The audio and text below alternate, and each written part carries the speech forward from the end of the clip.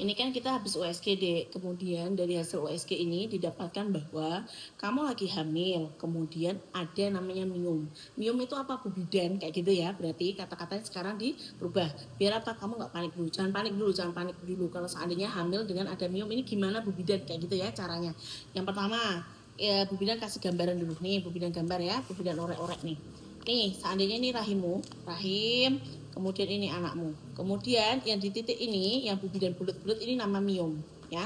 Lah, kamu seperti ini. Ini hamilmu, kemudian ini yang titik-titik ini namanya miom. Tadi dari hasil USG ini. Lah, miomnya berapa senti Bu Bidan? Di sini ada yang 3 senti, ada yang 2 senti, ada yang 2 senti lagi, ada 4 miom.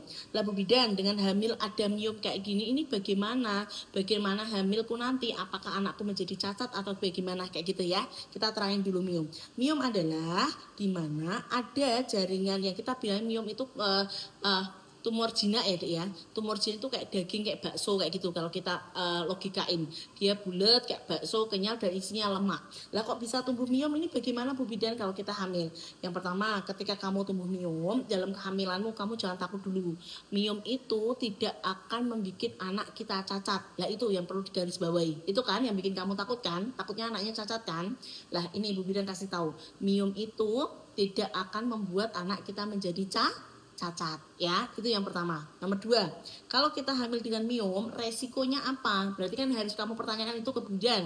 Resikonya yang pertama, kamu bisa lahir namanya prematuritas atau kita bilangnya lahiran belum cukup bulan. Kenapa kok bisa menjadi prematuritas Bu Bidan? Karena ketika kita hamil, kita berkembang nih, ada miom yang nyebabin kita bisa memicu yang namanya kontraksi. Nomor 2 nih, kalau kita dengan hamil miom kayak gini, apalagi akibatnya Bu Bidan, kita bisa menyebabkan yang namanya solusio plasenta. Apa itu solusio plasenta Bu Bidan?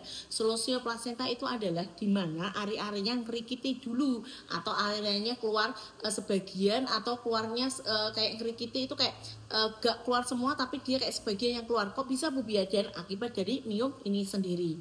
Kemudian kalau ada miom ini bisa nggak Bu Bidan nanti saya lahiran normal? Itu kan kamu pertanyakan kan? Jadi, kalau kamu seandainya ada miom dan di USG miom ini tidak menutupi jalan lahirmu, maka kamu bisa lahiran untuk normal. Tapi kalau seandainya nanti di USG kemudian dia menutupi jalan lahirmu, maka kamu tidak bisa lahiran normal. Jadi, kalau kamu ada miom, hal yang kamu dapatkan yang pertama, kamu tidak akan atau anaknya tidak akan menjadi cacat gara-gara miom. Itu yang paling dibawahi. Nomor 2, kalau kita ada miom itu kayak jaringan atau kita bilangin kayak bakso. Caranya biar dia tidak tambah gede adalah ayo ubah pola makanmu, jangan suka makan junk food, kemudian jangan suka makan gorengan, dan kita beralih ke hidup yang lebih sehat ya. Kemudian kalau ada miom kayak gini, apakah nanti bisa menggede Bu Bidan? Bisa iya, bisa tidak miomnya. Tapi nanti dilihat dari USG. Apakah kalau lahiran miom, apakah saya harus sesar? Bisa iya, bisa tidak. Kalau miomnya tidak menutupi jalan lahirmu, maka kamu bisa lahiran normal. Tapi kalau seandainya miommu menutupi jalan lahirmu, maka kamu tidak bisa lahiran normal. Kayak gitu ya. Tapi resikonya adalah kamu bisa melahirkan dengan dia prematuritas atau belum cukup bulan, ataupun dia bisa solusio plasenta. Jadi intinya untuk kamu yang hamil miom, kamu jangan takut, jangan panik, dan nanti kita observasi. Toh sekarang hamilnya baru 14 minggu. Nanti kita lihat apakah miomnya bertambah gede atau enggak ya.